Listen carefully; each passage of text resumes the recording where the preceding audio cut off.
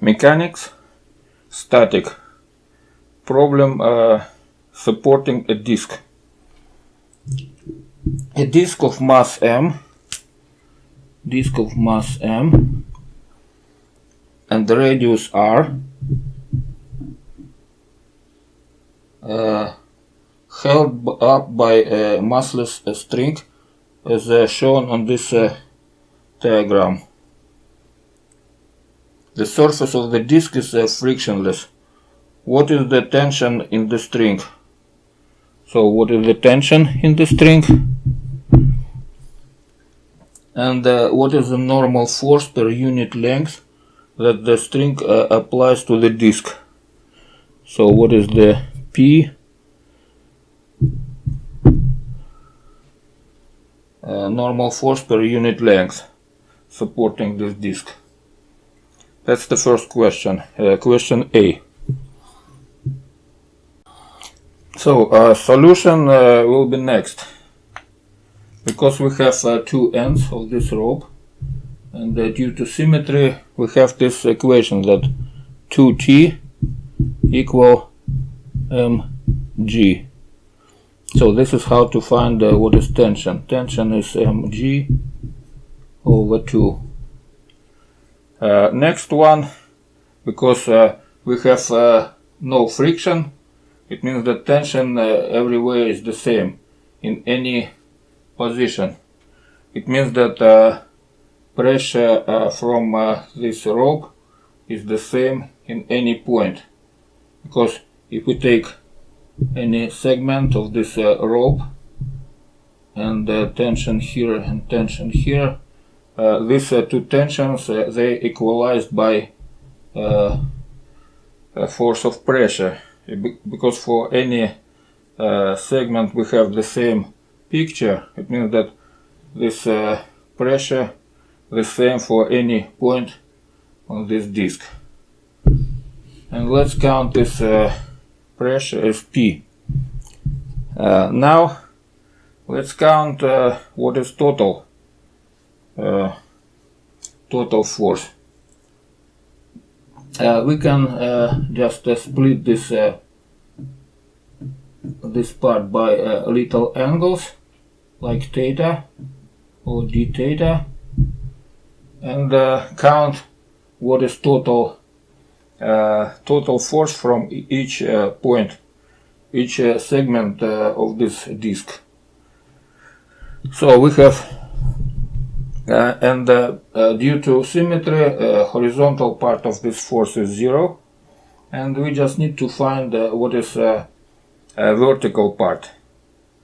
If this angle is theta, so we have a vertical part dp just equal p multiplied by dr, which is r multiplied by d theta, and multiplied by sine of this angle, if we count it from horizontal. So multiplied by sine theta.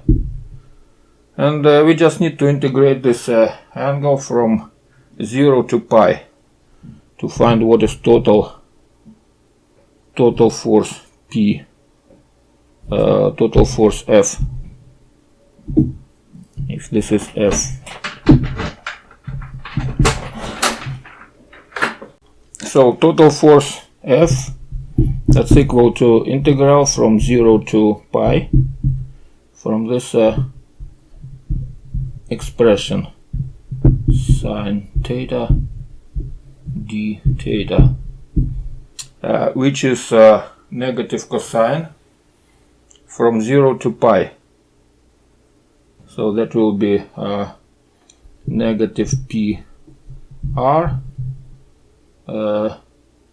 cosine from pi to 0, which is negative 1 minus positive 1, which is negative 2, and negative, that will be positive 2 p r.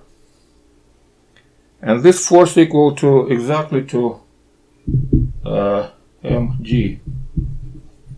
So it means that we have this unit pressure equal mg over 2r. So that's the solution. The other way to count what is our pressure P, we can take a small segment of this rope with the tension this one, and the little angle 2 theta, and we have a force F vertical.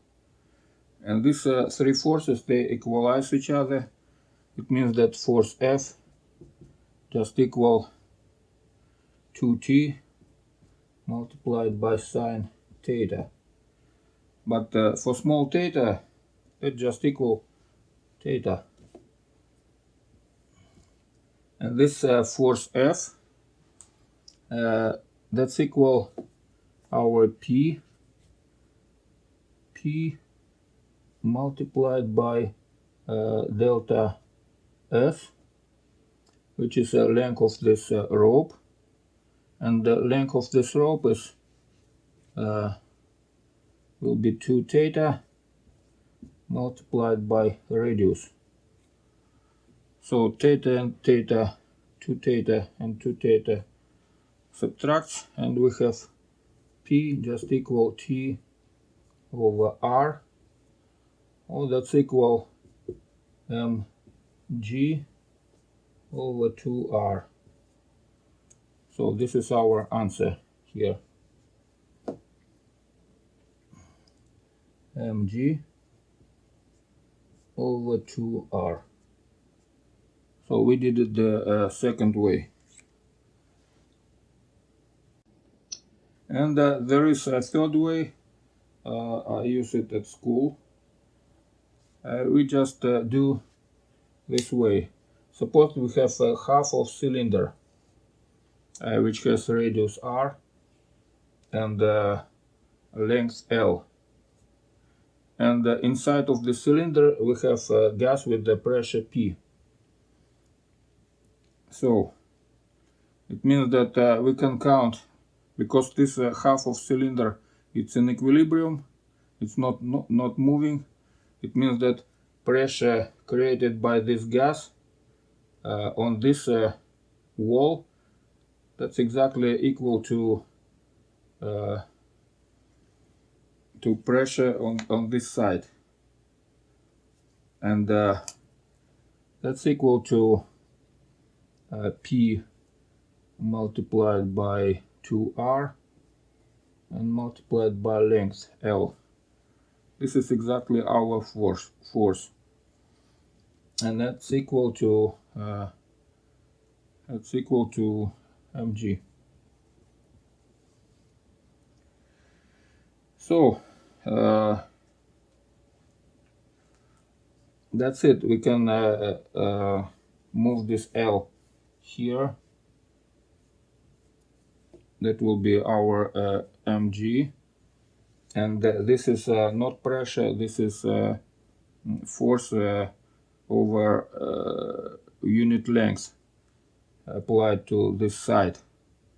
So it means that this pressure on unit length, that's equal mg over r. So that's the third way to solve this problem, using just equilibrium of gas inside the cylinder. I can show you the one other physical way to prove Pythagorean theorem. Suppose that we have a right triangle with two categories AB and hypotenuse C, and inside of this triangle it has thickness L, and inside of this triangle with thickness L we have gas with the pressure P, and we connect this corner to some kind of we just connect to axis this corner. And now we can count what is total torque around this axis. So we have pressure this one and pressure this one. They are acting clockwise on this around this axis, this way and this way. And we have pressure counterclockwise this way. So we can count what is total torque on this side. That will be P multiplied by A multiplied by L. That's force. And force we need to multiply by level arm, which is A over 2. Same thing for this torque. So we just need to add P, B, L, B over 2.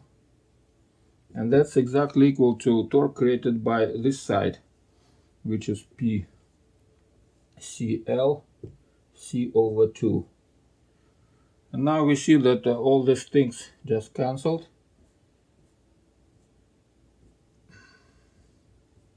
Not this C, this L.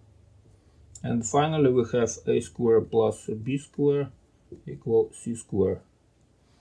So that's a proof of Pythagorean theorem using static physics.